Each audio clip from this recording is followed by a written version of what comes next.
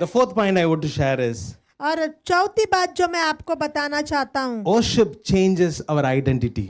आराधना जो है हमारी पहचान बदल देती है। He is the man who is wrestling with God. वो एक ऐसा व्यक्ति है जो परमेश्वर के साथ युद्ध He कर says रहा to है। God like this, until you bless me, I won't leave you, वो God. कहता है कि जब तू मुझे आशीष ना करे मैं तुझे He नहीं is trying छोड़ूंगा। to wrestle whole night. वो पूरा रात वो मल्लयुद्ध करने के लिए He कोशिश कर रहा said है। today, the whole night, or next day, full morning, or next day, whatever happens, I will, until you bless me, I won't leave you, वो God. कहता है कि कितना भी समय बीत जाने दो कोई बात नहीं, लेकिन जब तक तुम मुझे आशीष ना करे मैं तुझे नहीं छोड़ूंगा। When you started to worship more and more, you no need to create the identity for yourself. God's create the identity and label for yourself.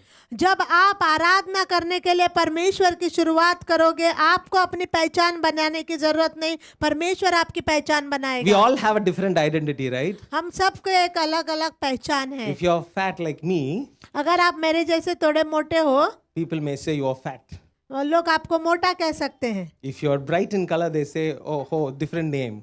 अगर आप गोरे हो तो एक दूसरा नाम रखेंगे। If you're very short, they will give one name to you. जब अगर बहुत आपका हाइट कम है, कद कम है If you तो are too एक नाम- tall, that is also a problem. अगर आप बहुत ज्यादा लंबे हो तो फिर भी एक नाम I mean, रखेंगे। whatever shape you are, whatever you are, people give some identity. कैसा भी आप क्यों ना दिखो, लोग कुछ ना कुछ एक नाम रख देते If you हैं। talk too much, अगर आप ज्यादा बोलते हो, they always say, no, you talk too much. कहते हैं कि आप बातूनी हैं। If you're not talking, अगर आप बात नहीं कर रहे हो, even for that also you get a name. उसके लिए भी आपको एक नाम रखा जाता है। Oh my goodness, for everything you get some name, what to do now? हर बात के लिए कुछ ना कुछ लोग नाम रखते, तो अब क्या करना है? Even Jacob had lot of names. At home one name, brother has one name, even Laban house one name.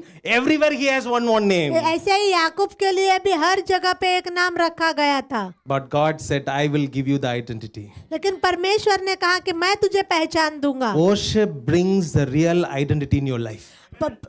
आराधना जो है सच्ची पहचान आपके जीवन में लेके God आती है। said, now onwards, no more you are Jacob. You are going to be Israel. You are going to be the father of the tribe. Through you, everything going to go away. और परमेश्वर ने कहा अब से तू याकूब नहीं लेकिन Israel होगा।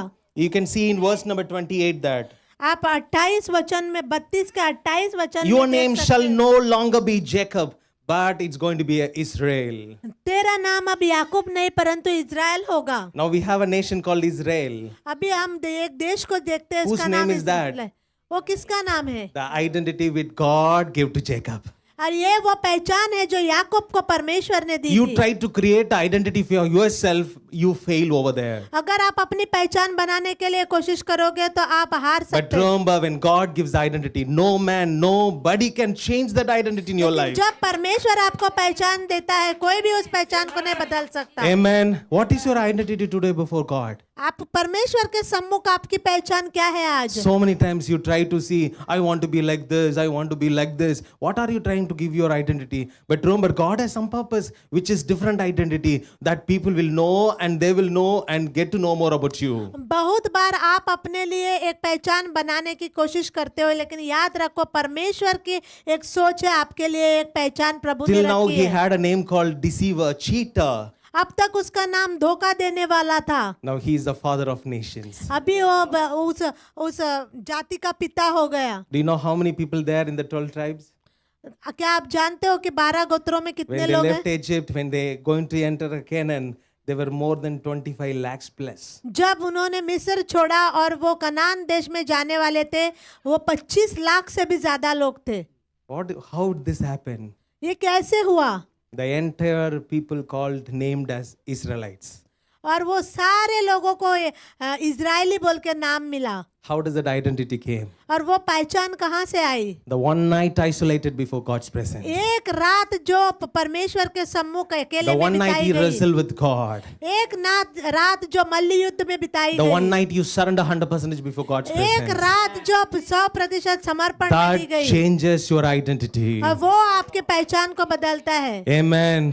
This morning God is talking to you purely. He want to say, I want to give you identity.